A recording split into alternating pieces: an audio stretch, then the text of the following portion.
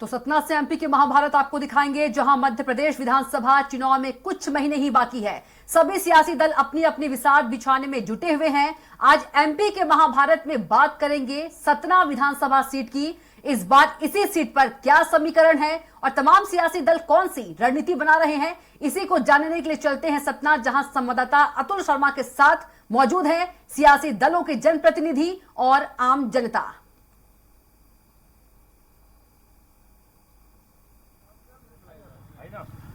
नमस्कार, मैं अतुल शर्मा। स्वराज एक्सप्रेस के खास कार्यक्रम मध्य प्रदेश की महाभारत में आप सभी दर्शकों का मैं स्वागत करता हूं। आज हम मौजूद हैं सतना विधानसभा में। सिद्धार्थ कुशवाहा कांग्रेस से यहां पे विधायक हैं। हालांकि बीजेपी और कांग्रेस दोनों का ही समांतर यहां पे जो हस्तक्षेप हमने देखने को मिला है। सीमेंट का हब माना जाता है, तो इसको लेके कह सकते हैं कि बड़ा एक राजस्व जो है इस क्षेत्र से मध्य प्रदेश सरकार को जाता है। 2023 का विधानसभा चुनाव है और चुनाव से पहले तमाम राजनीतिक दलों ने अपनी अपनी दावेदारी यहां पे शुरू कर दी है।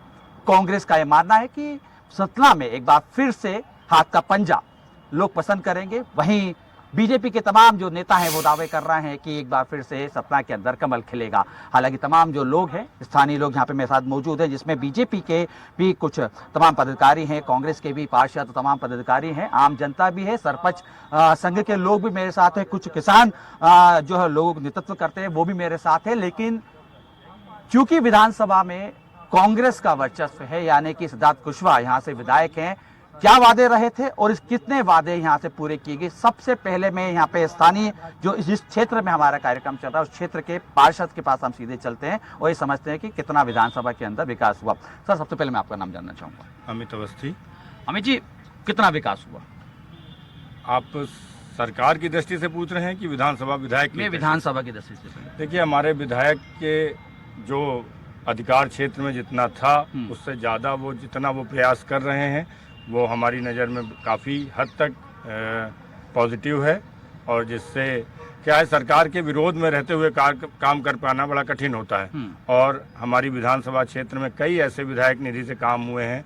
अस्पताल में कोरोना काल में इतने अच्छे इक्विपमेंट दिए गए जो कि ब्रांडेड थे, एम्बुलेंस दी गई और इस तरह से कई सामुदायिक भवन और शहर भर में जो काम सरकार को करना चाहिए था वो हमारे विधायक निधि से पूरे शहर के हर वार्डों में काफी खंबे और ट्रांसफार्मर। सबसे पहले मैं ये समझने की कोशिश करूंगा कि 2018 के जब चुनाव रहे तब आपकी जब पार्टी के प्रत्याशी मैदान में थे उस समय क्या क्या वादे किए गए थे और उन वादों में क्या क्या चीजें स्थानीय स्तर पर, जमीनी स्तर पर आ गई? देखिए, जो वादे किए गए थे वो तो सरकार रहने पे होते वो अलग थे, लेकिन जब सरकार नहीं है तो उसमें कई चीजों में सरकार का विरोध होता है। देखिए, जल है, सड़क है, हाँ, सीवेज है, तमाम कई जो चीजें हमारे विधायक के अंतर्गत आती है, जो विधायक निधि से काम हो सकते थे वो सभी हुए हैं। बिल्कुल हुए। ठीक है, चलिए मैं समझने की कोशिश करता हूँ आखिर कितने विकास हुए। क्या लगता है सर, कितना विकास हुआ विधानसभा में?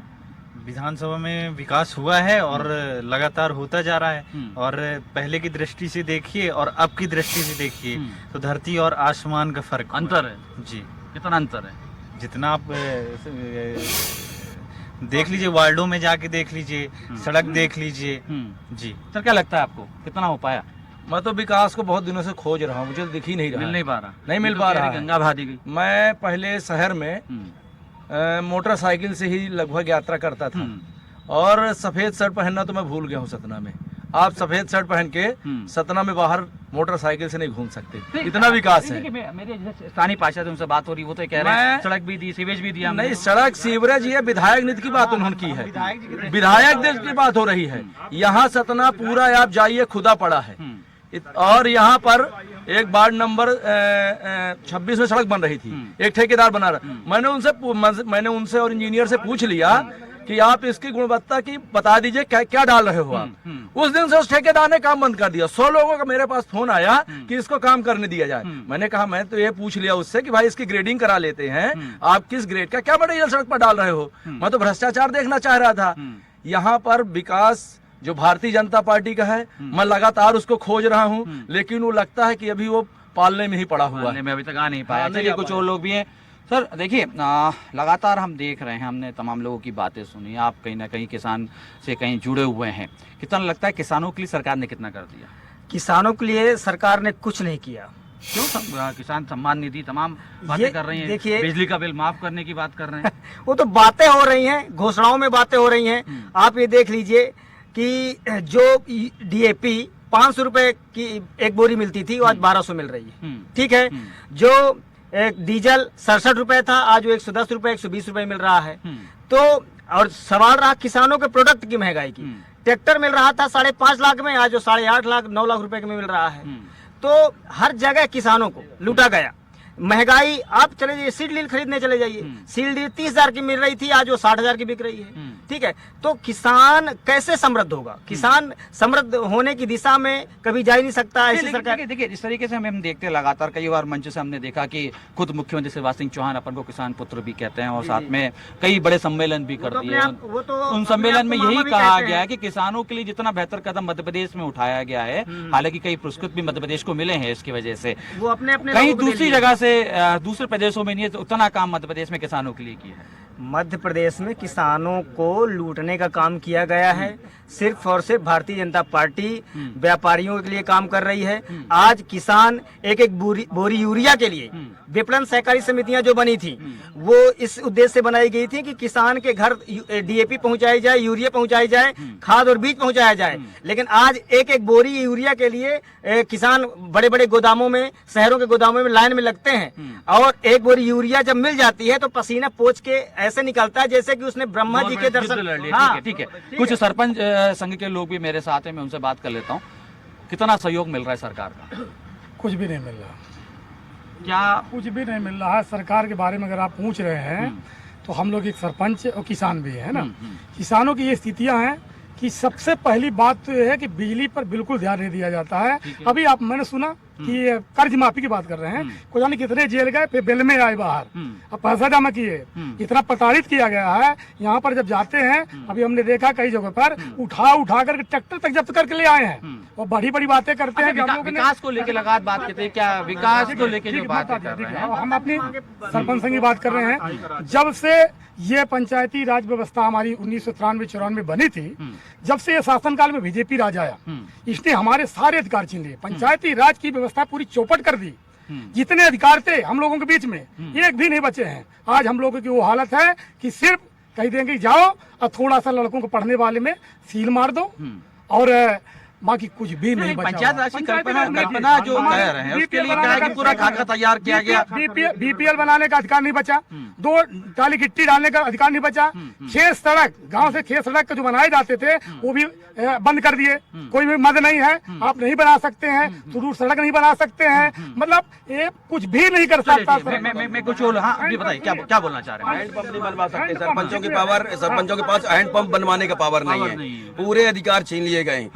कितने 10 महीने से लगातार सरपंच गुहार लगा रहे हैं, कोई भी सुनने को तैयार नहीं है, जबकि जमीन से जुड़ा हुआ प्रथम स्तंभ। मैं अब मैं साइड से ले लेता हूँ। सर, लगातार आप देख रहे हैं कई तरह के आरोप भी लगे, कई तरह की बातें भी हो रही है। कह रहे हैं कि प्रदेश सरकार जो है कहीं ना कहीं पूरी तरीके से सतना के खासतौर पर विधानसभा में बिल्कुल भी इंटरेस्ट नहीं ले रही, इसलिए विकास रुक गया है। आपको भी यही लग रहा है कि सतना विधानसभा के साथों साथ आप तो ये भी पूछिए, सतना विधानसभा का ज्यादा क्षेत्र नगर निगम सीमा क्षेत्र के अंतर्गत आता है। नगर निगम ने क्या किया है?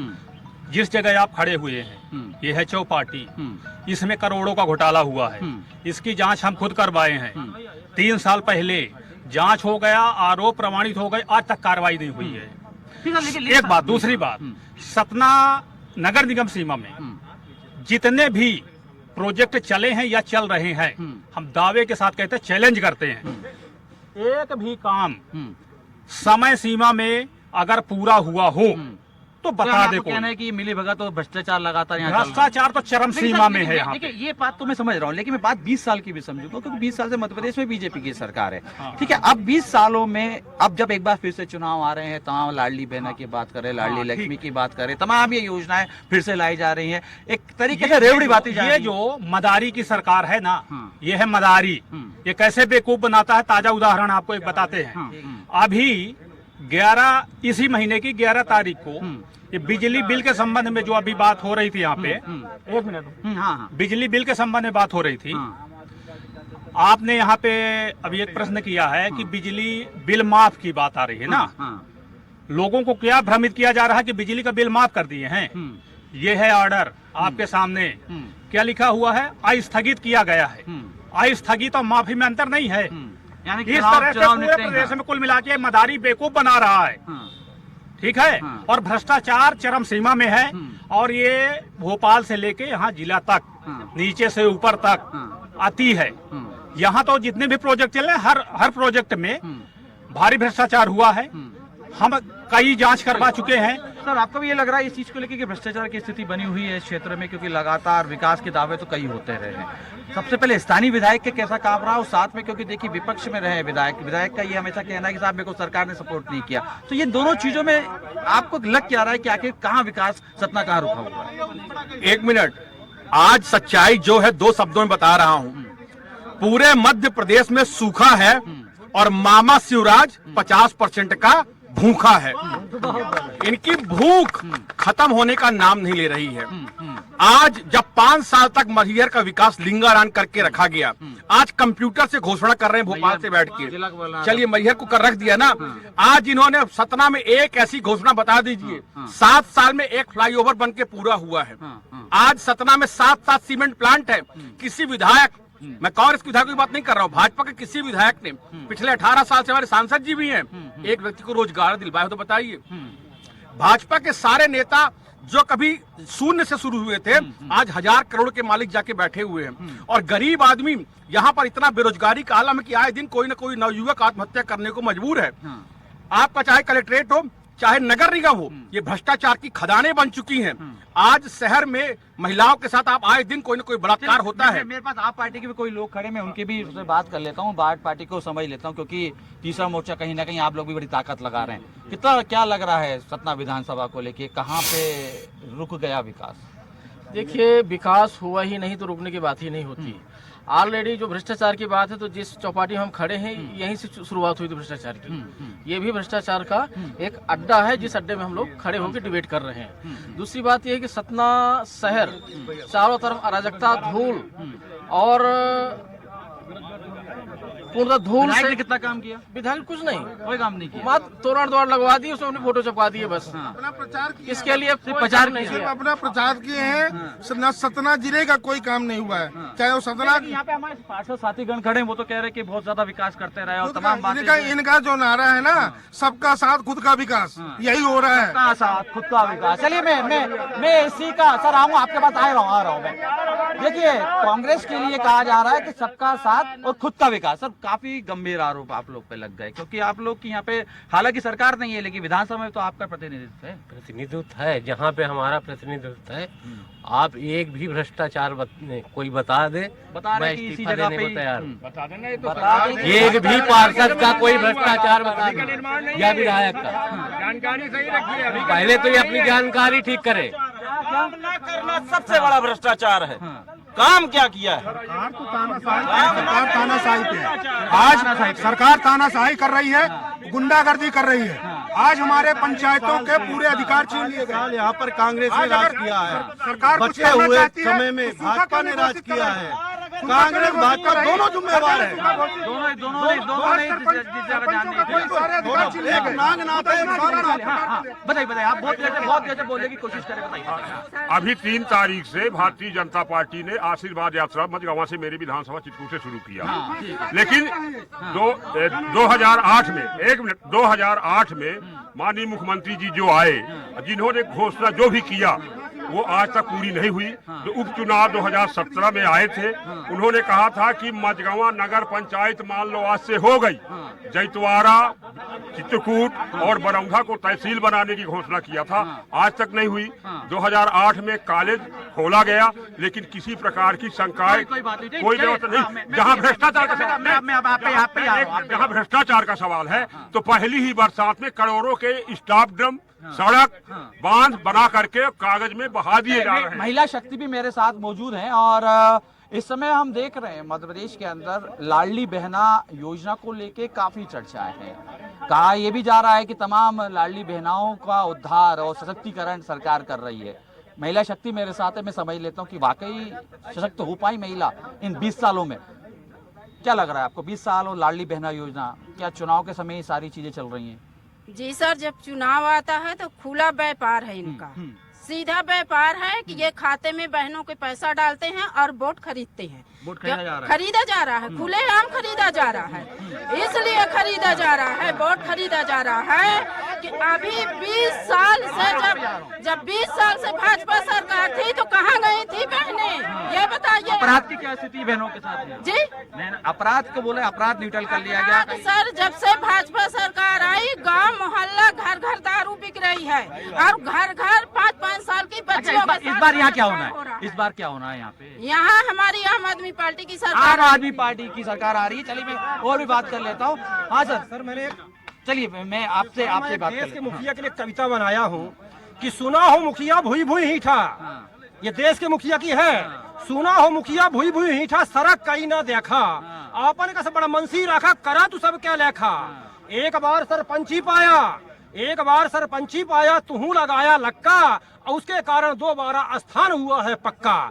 उसी देश की जनता को तू दे रहे हो तुम धक्का, जनता उखाड़ के फेंकने के लिए तैयार है और आम आदमी पार्टी विकल्प के रूप में। बहुत सही, बहुत सही, बहुत सही, बहुत सही। आपसे मैं समझना चाहूंगा कितना विकास हो पाया। देखिए मैं सिर्फ बात विकास की नहीं करूंगा, मैं बात इसके साथ नौजवानों की भी करूंगा, इसके साथ मैं अपराध की भी बात करूंगा, इसके साथ आर्थिक तौर पे, क्योंकि देखिए यहाँ पे सीमेंट हब है।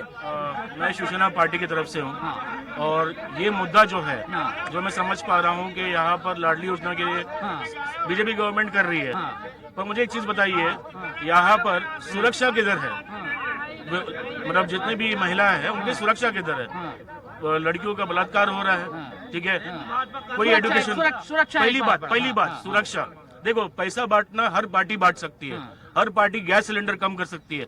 आप किसी को सुरक्षा दे पा रहे हो? लड़की को, स्पेशली वुमेन जो आके है, उनको सुरक्षा का क्या है? एक ही महीने में 2 चीज हुए हैं सतना के अंदर, क्या हो रही है? बीजेपी गवर्नमेंट उस पर बात नहीं करेगी। बीजेपी गवर्नमेंट क्या बोलेगी? 450 रुपए में सिलेंडर ये महीने से। क्यों? क्योंकि इलेक्शन अभी आ रही है, ठीक है। बीजेपी महिला के बढ़ाने नहीं सोचेगी कि भाई कि महिला को आप कुछ एजुकेशन दो। जैसे मैं महाराष्ट्र से हूँ, पर मैं शिवसेना के लिए यहाँ पे संगठन प्रमुख सतना में आया हूँ, ठीक है। हम वहाँ पर एक तो महिला का सुरक्षा, उसके साथ उनको सशक्तिकरण की बात नहीं हो रही। सर देखिए कई तरीके के आरोप तो वाकई स्थानीय तौर पे भी लग रहे हैं। देखिए सबसे महत्वपूर्ण अगर मैं समझने की कोशिश करूं, जब अभी मैं बाजार में था, तमाम लोगों से चर्चा करने की कोशिश कर रहा था, समझने की कोशिश कर रहा था, तो उस पर सड़क एक काफी गंभीरता से लोग ये कह रहे थे कि जिस तरीके से सड़क का निर्माण होना चाहिए था, या सीवेज का जिस तरीके से एक निकासी की जो स्थिति बनती है, वो कहीं ना कहीं सतना विधानसभा में अभी और भी विकास की जरूरत है ऐसे में। तो अभी यानी लंबा अरसा बीतने के बाद, देखिए यहाँ पे कांग्रेस का भी प्रतिनिधित्व रहा, बीजेपी का भी रहा, उसके बाद भी कहाँ आपको ऐसा लग रहा है कि ये चीज कम रही? सबसे महत्वपूर्ण विषय जो है प्लानिंग की कमी है। प्लानिंग की कमी के वजह से नहीं कर पाला। हाँ, प्लानिंग ना, यहाँ के जो अधिकारी हैं, उच्च अधिकारी हैं, इंजीनियर और यहाँ के जो नेता हैं, उनके बीच में बैठ करके तालमेल नहीं बन पा रहा। विधायक भी नहीं कर पा रहे। विधायक जी को सुन कौन रहा है? कोई नहीं सुन रहा। इसलिए नहीं सुन रहे, शासन भारतीय जनता पार्टी का है। और जब भारतीय जनता पार्टी, और दूसरी चीज, सबसे बड़ी चीज है जो सीवरेज का काम यहाँ पर किया जा रहा है। यदि हम यहाँ पर पीछे यहाँ कलेक्ट्रेट है, कलेक्टर साहब यहाँ से रोज गुजर रहे हैं। यहाँ पर जब सीवरेज का काम किया गया था, पूरे पहले एक बार सड़क खोद कर फेंक दी गई।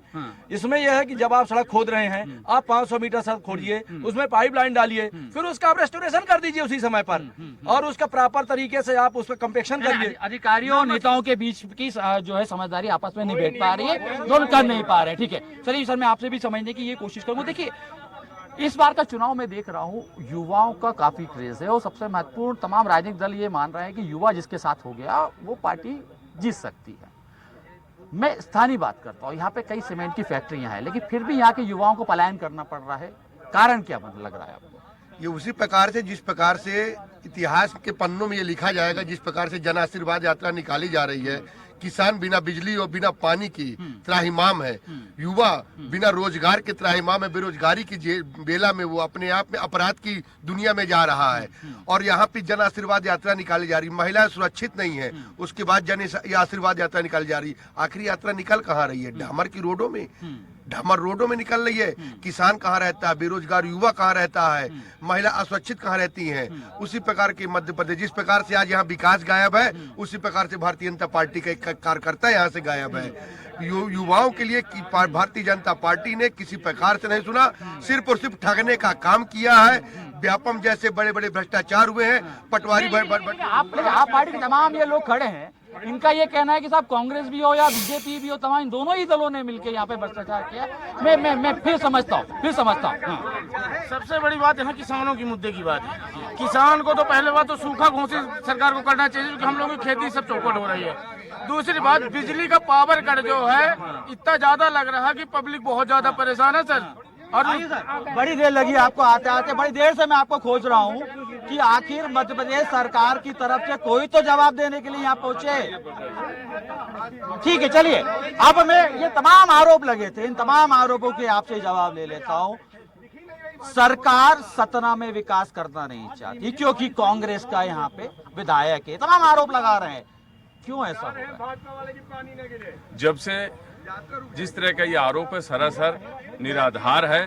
भारतीय जनता पार्टी की सरकार दल नहीं देखती है, जाति नहीं देखती, धर्म नहीं देखती, क्षेत्र नहीं देखती, सिर्फ और केवल सिर्फ विकास करती है। और जितना विकास अभी 1000 करोड़ रुपए की सिर्फ एक स्मार्ट सिटी योजना है जिसके तहत काम हुआ है।